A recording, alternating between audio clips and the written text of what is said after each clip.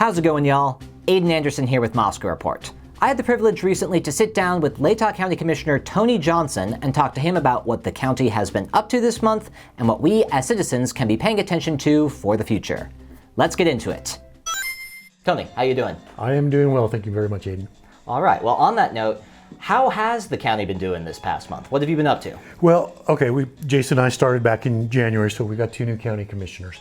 For the first couple of months, a lot of it was repetitious, signing liquor license. From liquor license, you go to property tax exemptions.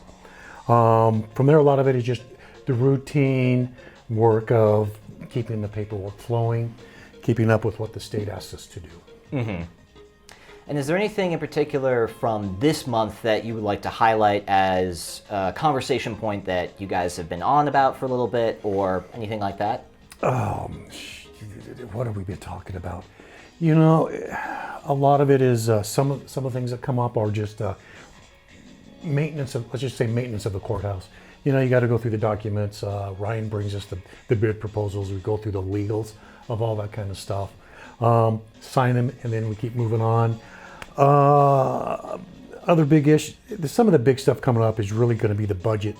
That's coming up this summer. Board of Equalization is coming up this summer. Mm-hmm. So it's been a real slow progression of activities, but right now it's pretty routine. I had an issue with herd districts in Latah County, the cows. We have open range and we have herd districts. And if you live in a herd district, which half of the county does, it's up to the people that live in the herd districts to box out or fence out cattle coming in from the open range. And that has been an issue. We're slowly getting that resolved. We had to go back to 17. Oh, wow. Yeah, documents on when a herd district was established out in Viola. Mm-hmm. And we found it. We saw some legal authority, because when cows get out from herd district to herd district, we didn't have any authority to tell the owner of the cows, keep your cows on your own property or you're going to get fined. We had a hard time finding any legislation that could actually impose a fine on that, and we found some, but we had to go back over 100 years to do all that good stuff. So it's related to, they have authority here, we have authority because we're the county, but in this specific area of enforcement, it's a little bit more nebulous unless you guys could find something on the books, which it sounds like you did. We did. It took a little bit of digging. I think Julie Fry pulled up something. Like I say, this stuff was all handwritten, beautiful cursive writing. Oh, man. Yes. And so we do have some misdemeanor authority, I guess is the best way to describe it, that if your cows get out and cause damage to another person's property, you get 2 warnings, and after that you're going to start getting fined $50 a cow to put them back on your property, and you pay for the damage. So, like I say, it's an isolated incidents, and here's the downside. I know both the landowners that are kind of button heads, and that's what happens in a county where you know a lot of people. Right, because I think this was clear through the election process as well as through just seeing you operate in the county courthouse. You know a lot of people in this county from just being around for a while. Well, you live here all your life. You're in a business and you do a lot of work for a lot of people, and your family has a reputation, which is a good reputation, I have to say. So yeah, it's interesting. Mm-hmm. So I'll bring up a little scenario. Last weekend, we went out to Dry Creek Cemetery and cleaned it up. My cousin, Bobby Wishmeyer, organized a whole bunch of people to come out and clean up the cemetery because it was kind of getting out of hand. Well, as I'm out there working, we start talking to different individuals, and pretty soon we find out that we're kind of related, and we had no idea of who married who and what, where, and it's just kind of crap. You can't talk about anybody. So anyway, it's Latah County. I love it, especially out in the rural area. You brought up, as far as looking forward into the summer, Board of Equalization items. Yes. Describe for us a little bit what's going on with Board of Equalization and what should people in the county be prepared for as far as those conversations go? Well, from what I'm learning is you're going to get your tax assessment back. and you're going to get a valuation on your home. If you don't like that valuation, you can come back and try to have it readjusted, but you're going to have to, I believe, explain to the commissioners why you think Dave Sutherland assessment is too high, if you think it's too high. And Dave Sutherland, he's the assessor? He is our assessor, and that's his job, to assess property. He's an appraiser. So you're going to have to prove to me that Dave's wrong. And it's going to take a lot of proof to prove to me that a man or a group of individuals that appraise thousands of homes, why you know more than they do.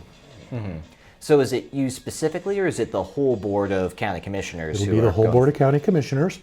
As yesterday when we went to a meeting, Tom brought us into a Board of Equalization, and 20 seconds later he took us out of the Board of Equalization. It's just you get into that group, and if you have work to do, you do it. If you don't, you move on. Okay, so it's like wearing a different hat than being a county commissioner for that specific piece of business. For that specific, that you guys have to, okay. A commissioner, you are all three branches of government. You are legislative, you are judicial, and you are budgetary. Did I say that? Yes. You're doing it all. Where our federal government, state government, that's all broken down into threes. We got it all. So we have to wear a lot of different hats. But you're not allowed to wear them all at the same time, it sounds like. Not really. So when Julie Fry brings the budget to us, we'll look at it and we'll say yay, nay, or add or subtract. We'll do what we can. I do know this year our budget is tight. We have a pretty big trial coming up it's sucking us dry. And it's incredible how much this thing is costing.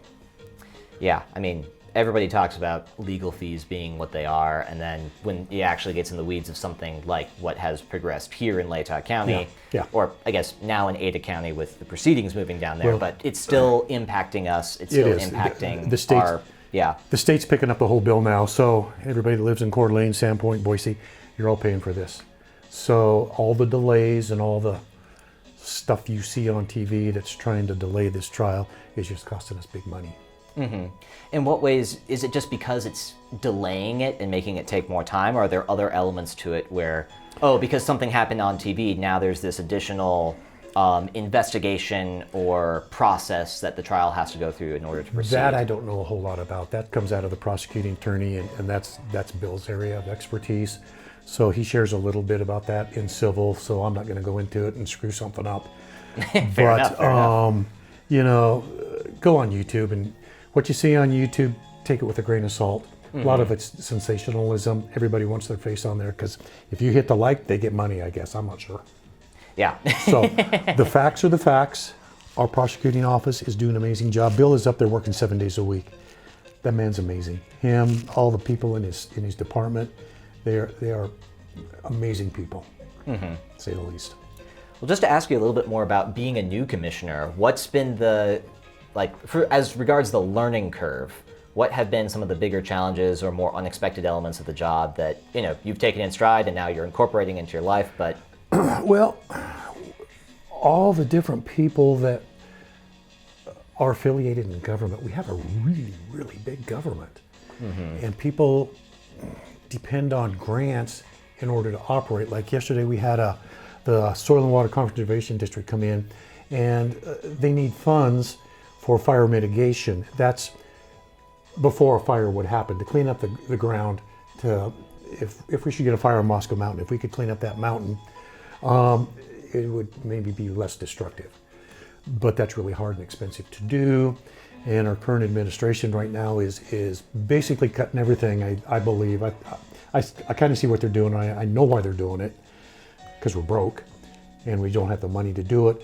But I think these grants will slowly be coming back. But right now everybody's kind of in a pause hold. And so I think they're going to start coming more to the local governments for money. We don't have it. It's just, if you live on Moscow Mountain, if you live in the timber country, clean up your ground.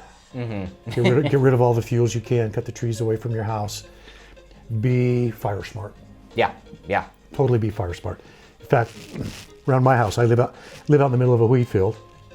Last summer, when it was thundering and lightning around my house, because I could see it hitting, I'm thinking that wheat field is about 30 feet from my house. This is kind of scary. So now my farmer has gave me a nice buffer zone of dirt. We're not farming right up to the property. I want a fire line around my house, and we did that. So you take the precautions that you need to do. So. And from what you're saying, it sounds like you would not be surprised if more and more homeowners need to take things into their own hands as regards that, because cleanup projects at the governmental level are looking... Don't look to the government to bail you out. If that mountain catches on fire, get your butt out of there. Don't try to save it. It's not worth it. What I would ask you to do is take photos of your place to show that you have done everything possible to clean up your property to help maintain fire control. If you've got great big junipers around your house and they're right up against your house, get rid of them. that is a Roman candle waiting to burn your house up, and your insurance company can come back and say, well, you didn't do enough. And with what happened in California, we are paying the price for that. I just got my insurance from my company today, and it went up, and it's nothing I did wrong. So it's related to all these pieces of protection that they're trying to be in place for. Okay. Yeah. So anyway, clean up around your place. All right, well, I think we're coming to the end of it, but anything you want to share with the citizens of Latah County in particular from this past few months of work? No. Jason right now, Jason's kind of an IT guy, and he's really out there trying to get the transparency. It's out there. He's trying to improve that. So we're trying to get some, I guess, YouTube video capabilities going. So if you want to look at three guys sit up there and sign papers all day long, hey man, have that or that. It's kind of boring. But we're trying to keep people apprised of what's happening. And like I say, I think the county knows we've got a jail situation coming up. No decisions have been made yet, but we want everybody up to speed on what could happen, and no surprises. We've been in contact with the cities and whatnot, so it's,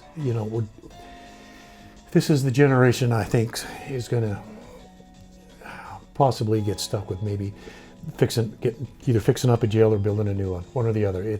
The time has come. The one we have right now it's not a lack of maintenance. It's just a jail gets well used. And so I wish people could actually take a tour of what we got down there. If we could charge admission, maybe it would pay for a new jail. But I mean, it is depressing. You do, but you don't want to pay that admission. No, but it is very educational what goes on down there. I don't think people understand what our deputies go through when they have to spend 8 to 10 hours a day down in that jail in a building that has very little natural lighting with people that don't want to be there. And you're babysitting some really big individuals that would just, I can see why they get the post-traumatic stress syndrome going in that basement down there.